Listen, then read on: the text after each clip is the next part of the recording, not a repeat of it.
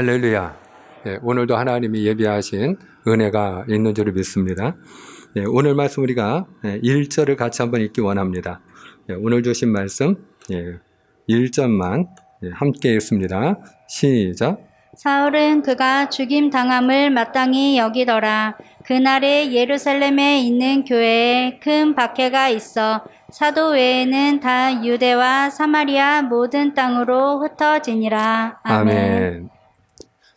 오늘 말씀은 사울은 그가 죽임 당함을 마땅히 여기더라 하는 말씀으로 시작을 합니다.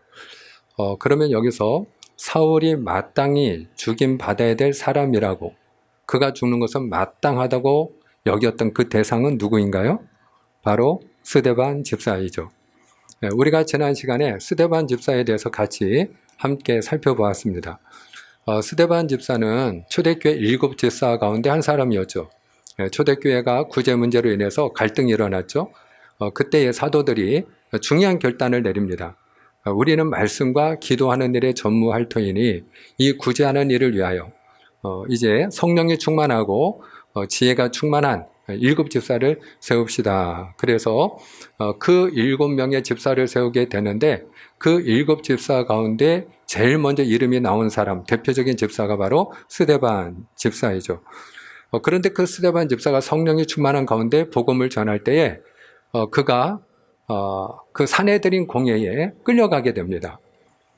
산헤드린 공회에서 대제사장과 서기관과 바리새인들, 사두개인들 이런 사람들이 그를 재판하게 되고, 그 재판 받는 과정에서도 너희가 죽인 예수, 그러나 하나님이 그를 살려 우리의 주와 그리스도가 되게 하셨느니라. 그리고 복음을 전할 때에 그들은 길을 틀어막고, 그리고 자기들이 손에 돌을 들고 스데반을 향하여 던지게 됩니다. 그런데 놀라운 것은 그가 돌에 맞아 순교하는 그 순간에도 성경은 그 스데반 집사가 죽음에 사로잡혀, 두려움에 사로잡혀 그 죽음을 무서워하는 가운데 그가 죽었다라 이렇게 말하지 않고요, 천사의 얼굴을 하였다라 이렇게 증가하고 있다는 것입니다. 저는 오늘 저나 여러분이 우리가 환경이 지배를 받는 자가 아니라 우리가 어떤 환경에 있든지 간에 하나님의 사람답게 천사의 얼굴을 하고 살아가는 하나님의 백성들이 되기를 축복합니다. 오히려 환경에 영향을 끼칠 수 있는, 환경을 바꾸어 나갈 수 있는 하나님의 사람들이 되기를 축원합니다. 그러면 스데반 집사가 어떻게 이렇게 죽음을 두려워하지 않고 그가 죽는 순간에도 천사의 얼굴을 할 수가 있었느냐? 우리가 두 가지를 함께 살펴보았었죠. 첫 번째는 그가 성령으로 충만했기 때문이다. 그래서 우리가 하나님의 영으로 충만해야 될 줄 믿습니다. 하나님의 영으로 충만해야 될 줄 믿습니다. 하나님의 영으로 충만할 때 우리 마음속에 무엇이 사라진다? 두려움이 사라진다. 우리 마음이 어떤 상태로 바뀐다? 하나님이 주시는 평안함으로, 하나님이 주시는 기쁨으로 채워지는 줄을 믿습니다. 우리 환경에 좌우되지 않고요, 낙심하지 않고요, 절망하지 않고요, 두려워 떨지 않고요, 근심하는 것이 아니라 하나님의 영으로 충만할 때는 누가 우리 곁에 계시기 때문에, 하나님이 우리와 함께 하시기 때문에, 할렐루야. 그래서 우리 마음이 강하고 담대해지는 줄을 믿습니다.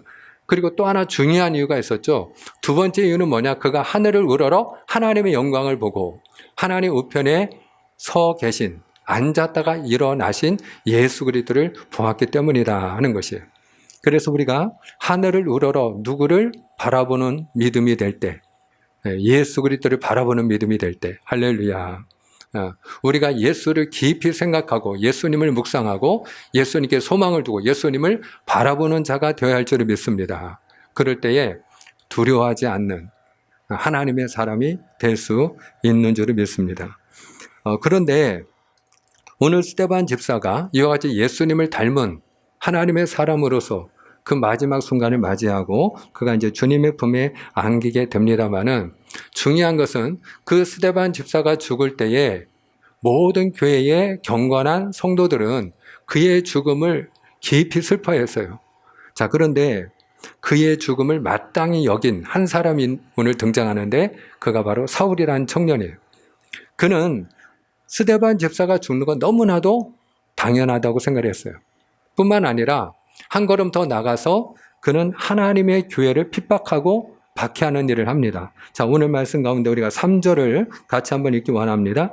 3절을 함께 읽겠습니다. 3절 시작. 사울이 교회를 참멸할세 각 집에 들어가 남녀를 끌어다가 옥에 넘기니라. 아멘. 스데반 제사 한 사람이 죽는 걸로 멈추지 아니하고요. 그가 죽는 것은 당연할 뿐만 아니라 한 걸음 더 나가서 예루살렘 교회를 핍박하고 박해하는 일에 사울은 앞장서게 됩니다.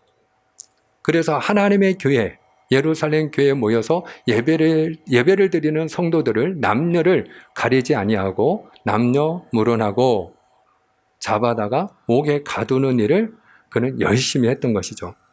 자, 그런데 우리가 알고 있는 바와 같이 오늘 사울이라는 청년이 이와 같이 자기는 교회를 박해하고 예수 믿는 사람들을 남녀를 가리지 아니하고 옥에 가두는 이 일이 누구를 위한 일이라고 그는 생각을 했어요? 하나님을 위한 일이라고 그는 생각을 했기 때문에 그는 열심히 숨어있는 그리스도인들을 찾아내어서 옥에 가두는 일을 했던 것이죠.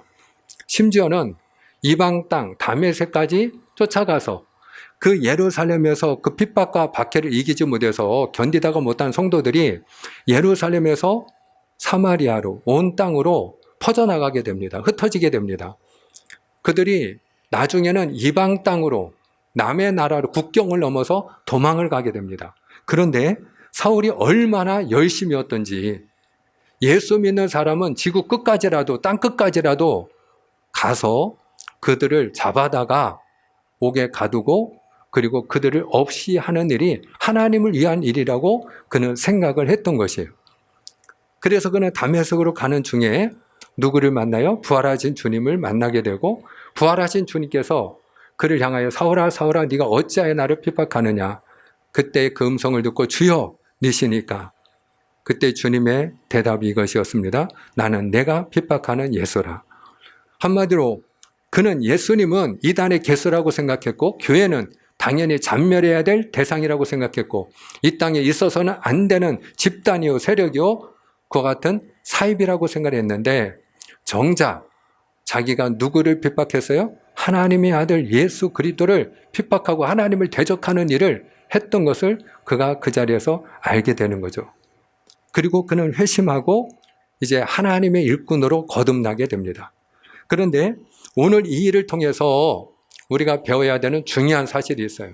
그게 뭐냐? 열심을 낸다고 다 좋은 일이 아니다 하는 거예요.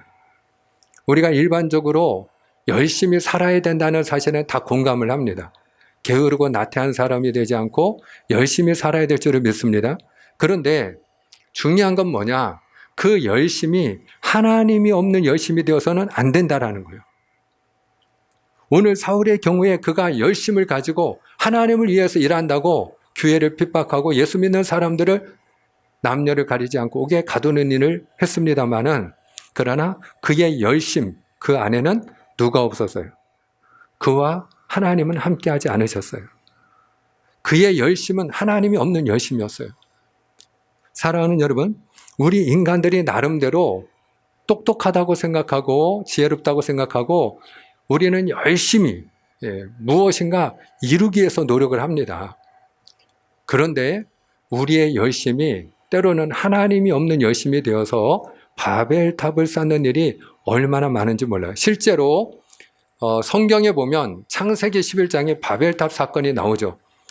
그 동방신할산 평야에서 사람들이 모여서 바벨탑을 쌓아요. 그리고 그들이 탑을 쌓는 목적이 뭐냐? 이 탑이 어디에 닿게 하자? 하늘에 닿게 하여 우리의 이름을 온 땅에 알리고 그리고 우리가 그 영광을 드러내자는 거예요. 그리고 우리의 흩어짐을 면하자는 거예요. 얼마나 열심을 내었던지 정말로 그들이 쌓은 그 탑이 하늘에 닿을 정도가 되었어요. 여러분, 그때에 사람들이 더 이상 바벨탑을 쌓을 수 없도록 그들이 더 이상 열심을 낼 수 없도록 하나님이 하신 일이 무엇입니까? 언어를 혼잡하게 만드는 일이에요. 말이 통하지 않게 하는 것이에요. 말이 통하지 않으면 하나가 될 수 없고 그들이 아무리 열심을 내어도 열심을 내면 낼수록 지치고 공고해질 수밖에 없는 거죠. 오히려 일이 진행이 되는 게 아니라 마음이 하나가 되지 않기 때문에 열심을 내면 낼수록 그 열심이 뭐가 돼요? 갈등이 되고 다툼이 되고 싸움이 됐던 거죠. 결과적으로 그들은 바벨탑을 쌓는 일에 실패하게 됩니다. 누가 그들의 열심을 막았습니까? 하나님이 그들의 열심을 막았어요. 왜? 그들의 열심은 하나님이 없는 열심이었기 때문에. 그래서 하나님이 없는 그 열심이 오히려 그들을 망하게 하는 일이었기 때문에 하나님이 그 일을 멈추게 한 줄로 믿으시길 바랍니다.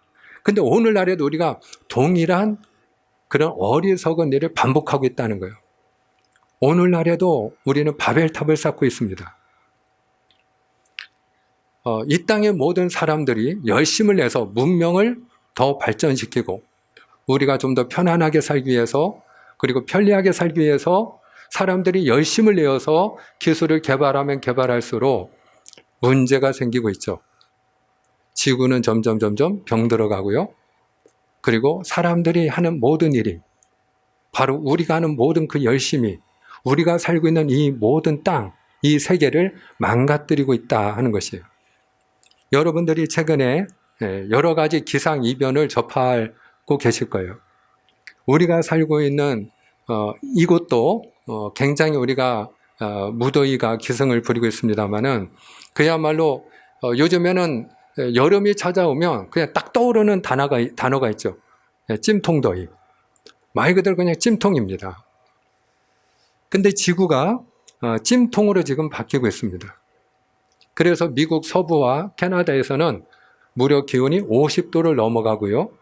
그리고 그 폭염이 얼마나 강한지 미국 서부에서는 오리건주를 비롯해서 그 산에 화재가 일어났는데 너무 뜨거우니까 땅이 너무 뜨거우니까 불이 꺼지질 않아요.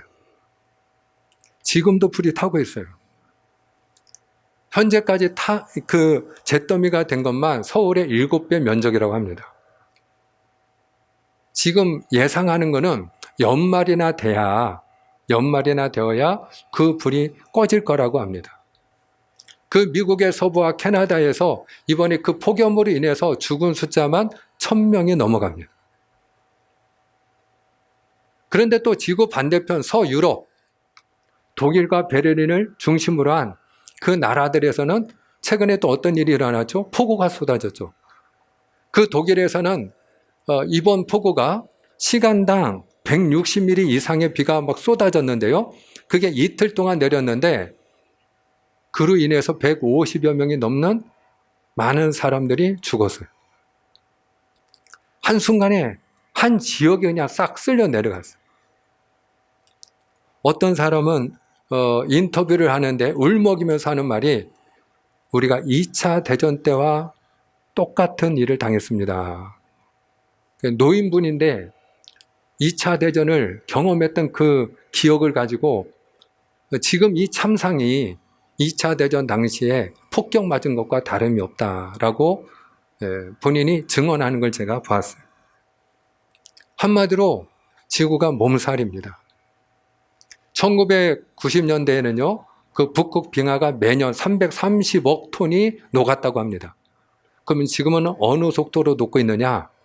1990년대에 비해서 지금은 무려 그 속도가 7배나 더 빨리 녹아 내려가고 있다는 거예요. 근데 이 모든 원인이 어디에 있느냐? 우리 사람들이 얼마나 열심히 사는지, 우리가 열심히 살면 살수록 사람들이 만들어내는 그 탄소가 이 지구를 망가뜨리고 있다는 거예요.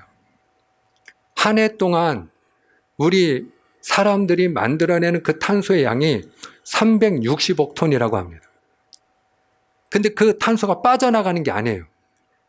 지구 밖으로 날아가는 게 아니에요. 우리가 매년 360억 톤 이상 뿜어내고 있는 그 탄소가 말 그대로 찜통처럼 이 지구를 가득 좀 채우고 있습니다.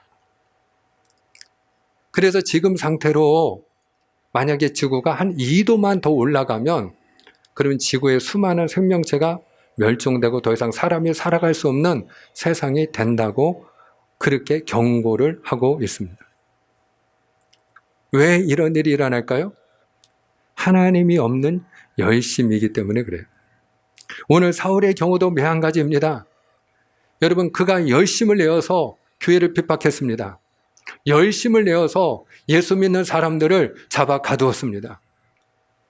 자기의 모든 일을 뒤로하고 남의 나라까지 쫓아가서 숨어있는 예수쟁이들, 그리스도인들을 잡아서 가두는 일에 그는 열심을 내었습니다.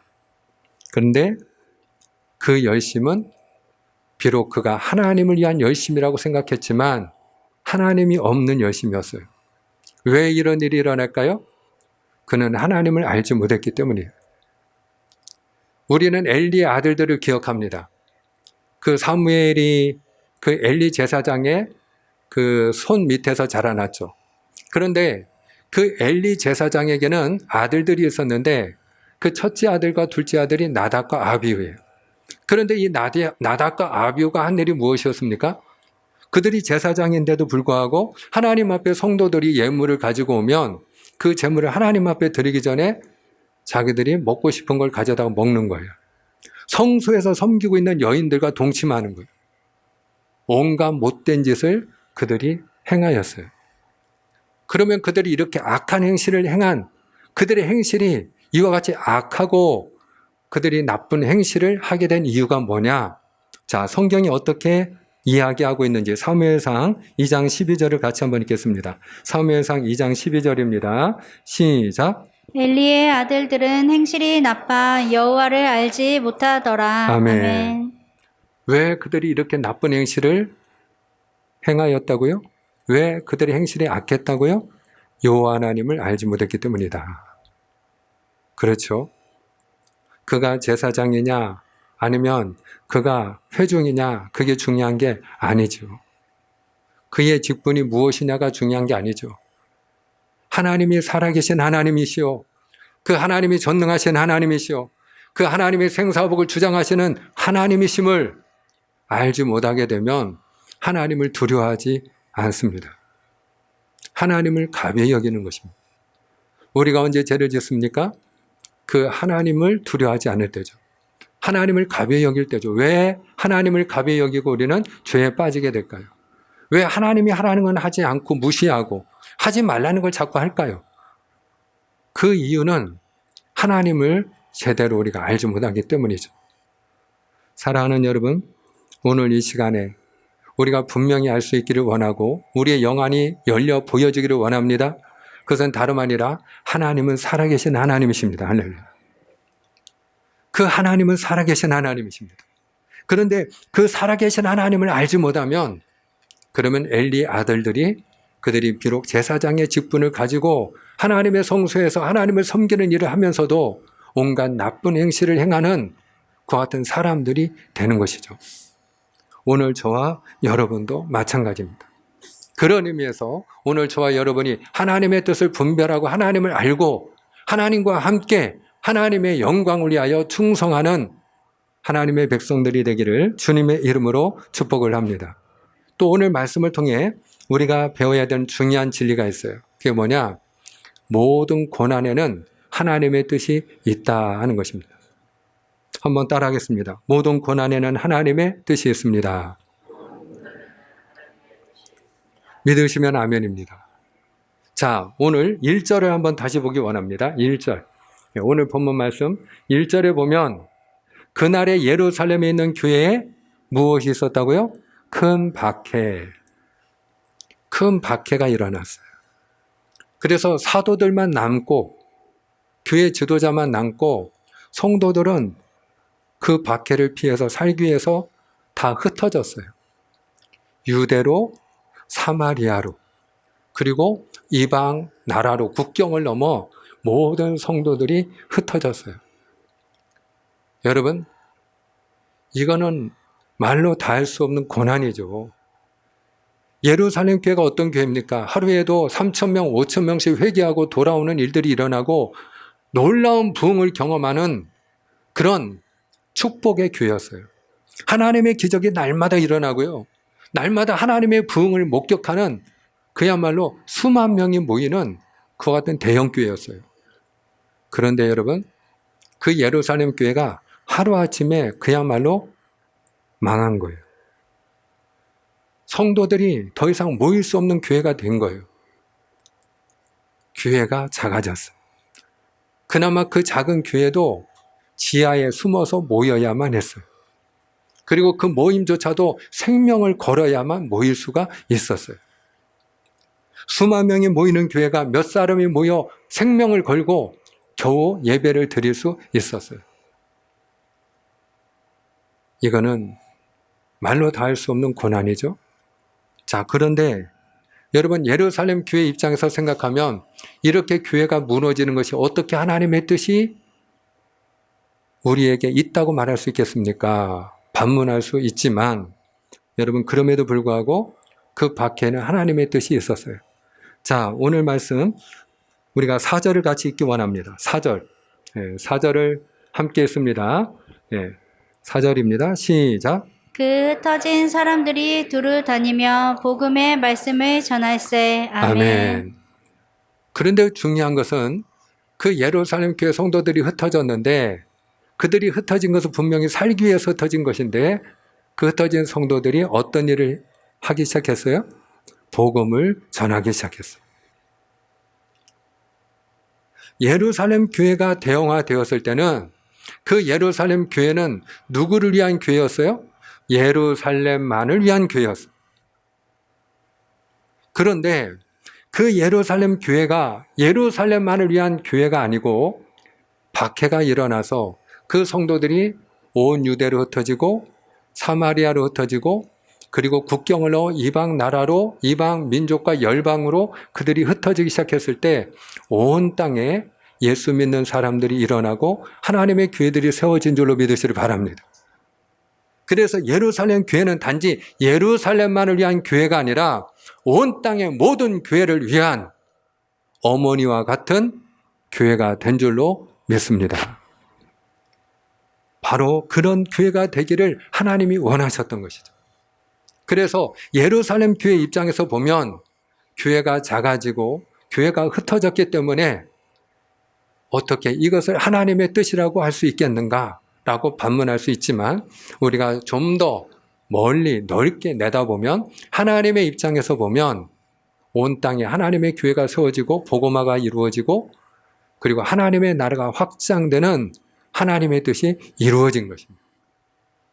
그러므로 사랑하는 여러분, 때때로 우리가 당하는 고난, 우리의 짧은 지식과 우리의 경험을 가지고는 우리의 짧은 생각을 가지고는 이해가 되지 않고 하나님의 뜻이 있는지 우리가 때로는 너무나도 혼란스럽고 또 하나님의 뜻이 있다 할지라도 그 하나님의 뜻이 무엇인지를 우리가 알 수 없는 경우가 너무나도 많이 있습니다만 그러나 분명한 사실 모든 고난에는 하나님의 뜻이 있는 줄을 믿습니다. 그래서 오늘 하나님께서 예루살렘 교회를 모든 교회를 위한 모든 교회를 세우는 어머니 교회로 만들고 계심을 보게 됩니다. 자, 그 예루살렘 교회 성도들이 흩어져서 그들이 복음을 전했는데 그 중에 대표적인 또 한 사람을 오늘 성경은 소개하고 있습니다. 그가 바로 빌립 집사입니다. 자, 오늘 빌립 집사가 사마리아 성으로 그가 들어가서 무엇을 하였는가? 5절을 같이 읽습니다.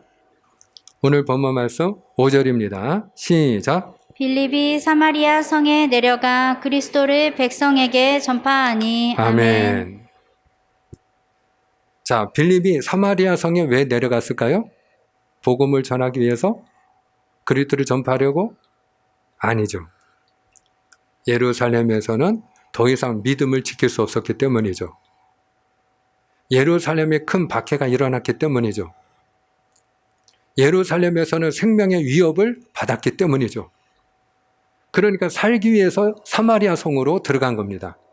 그 왜 하필이면 사마리아 성이냐? 유대인들이 사마리아 땅은 부정하게 여기고 유대인들이 사마리아 땅을 밟지를 않았거든요. 유대인들이 그 유대 땅에서 북쪽에 있는 갈릴리로 가려면 사마리아를 지나가야 되는데 사마리아 땅은 부정한 땅이라고 생각을 했기 때문에 그 유대인들이 북쪽에 갈릴리로 가려면 요단 동편으로 요단을 건너서 동편으로 그들은 오히려 돌아서 갈릴리를 갔거든요. 그러니까 유대인들이 오지 않는 사마리아 성으로 그 몸을 피했던 것입니다.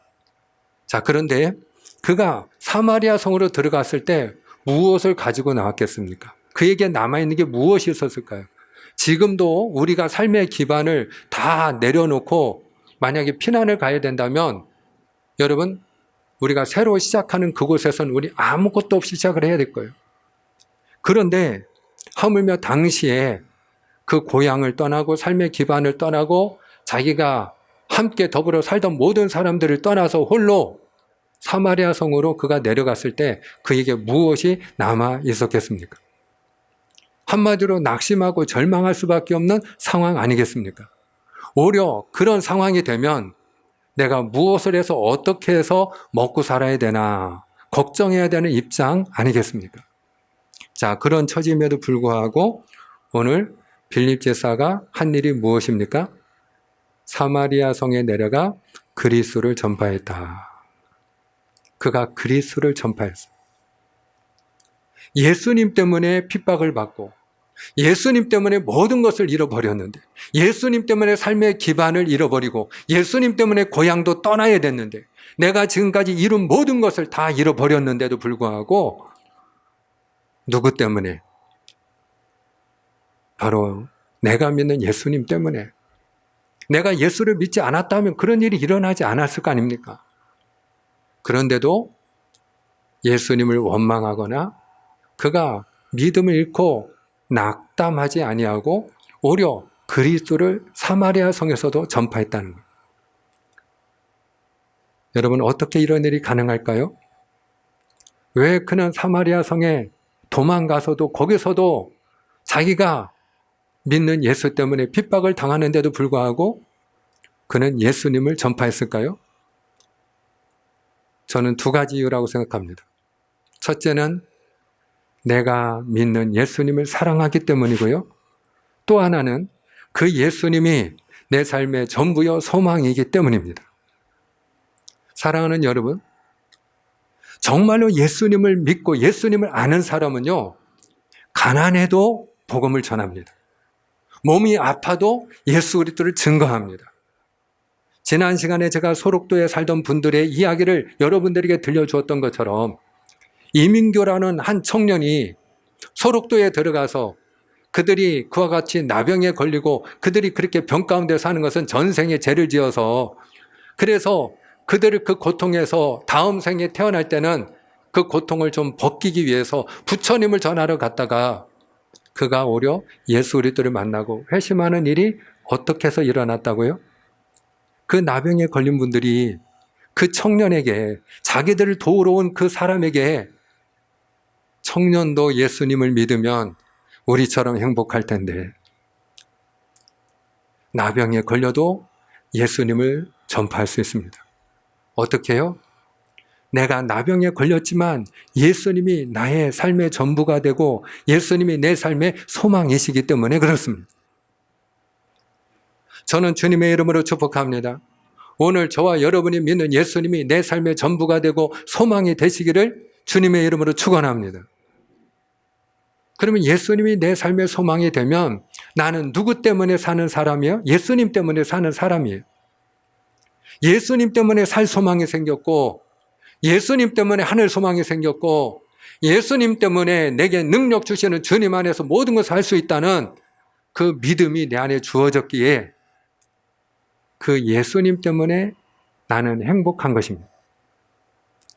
그러므로 여러분, 정말로 예수님을 만난 사람은 예수님 때문에 내가 행복하고 예수님 때문에 기쁘고 예수님 때문에 감사하고 예수님 때문에 그분이 주시는 평안함을 누리고 예수님 때문에 내 안에 참된 소망이 있기에 내가 알고 있는 예수님을 전하지 않고는 견딜 수 없는 줄을 믿습니다. 나는 예수님을 믿어서 너무 좋으니까 그 소록도의 사람들처럼 나는 예수님을 만나서 너무 행복하니까 나는 예수님 때문에 치유받고 예수님 때문에 회복되고 예수님 때문에 삶의 새로운 의미를 가지고 살게 되었기 때문에 예수님 때문에 소망의 삶을 살게 되었기에 다른 사람들도 절망하지 않고 낙담하지 않고 어두운 삶을 살지 않고 불행하지 않고 나처럼 예수님을 알고 예수님을 믿어서 소망의 삶을 살기를 원하기에 그리스도를 전파하는 것입니다. 사마리아 성에 들어가서도 내가 알고 있는 소망의 예수 그리스도를 전파하는 것입니다. 그 예수님이 나에게는 길이요 진리요 생명이기 때문에 그렇습니다. 그래서 빌립 집사가 복음을 전했을 때 여러분 어떤 일이 일어났습니까? 자, 6절로 8절까지 마저 읽겠습니다. 6절로 8절까지 함께 읽습니다. 시작. 우리가 빌립의 말도 듣고 행하는 표적도 보고 한 마음으로 그가 하는 말을 따르더라. 많은 사람에게 붙었던 더러운 귀신들이 크게 소리를 지르며 나가고 또 많은 중풍병자와 못 걷는 사람이 나으니 그 성에 큰 기쁨이 있더라. 아멘. 중요한 것은 그 빌립 제사가 사마리아 성에서 복음을 전할 때에 그 사마리아 성에 큰 기쁨이 있더라. 할렐루야. 복음이 들어갈 때, 예수 그리스도가 선포될 때, 예수 그리스도를 믿는 하나님의 사람이 될 때 여러분 그곳에 하나님의 주시는 기쁨이 넘치게 되는 줄로 믿으시를 축원합니다. 그래서 빌립 집사가 하나님의 말씀을 전할 때 그들이 듣고 빌립 집사가 하는 일을 그들이 보고 그들이 빌립 집사가 전하는 그 복음을 듣고 따를 때에 귀신은 떠나가고 병든 자는 낫고 그리고 그 성에 큰 기쁨이 일어난 줄로 믿습니다. 맺고자 합니다. 사랑하는 여러분, 오늘 말씀을 통해 우리가 두 가지 단어를 기억하면 좋겠습니다. 큰 박해, 큰 기쁨입니다. 예루살렘에 큰 박해가 있었습니다. 그러나 그 박해를 피해서 비록 예루살렘 교회 성도들이 흩어졌지만 그들이 삶의 기반을 잃었지만 그러나 그럼에도 불구하고 빌립 집사가 마음을 지키고 그 믿음을 가지고 나의 소망이 되시는 예수 그리스도를 선포할 때에 그가 예수님 때문에 기뻐하는 삶을 살았던 것처럼 그가 머무는 그곳에 그가 선포하는 그곳에 그 사마리아 성에 큰 기쁨이 일어난 줄로 믿습니다. 그런 의미에서 예수님 때문에 기뻐하고 또 예수님 때문에 다른 사람들에게도 기쁨을 함께 나누는 나로 인하여 다른 사람도 예수 그리스도를 알고 기뻐하는 삶을 살아가는 그런 축복의 통로가 되시기를 주님의 이름으로 축원합니다. 기도하겠습니다.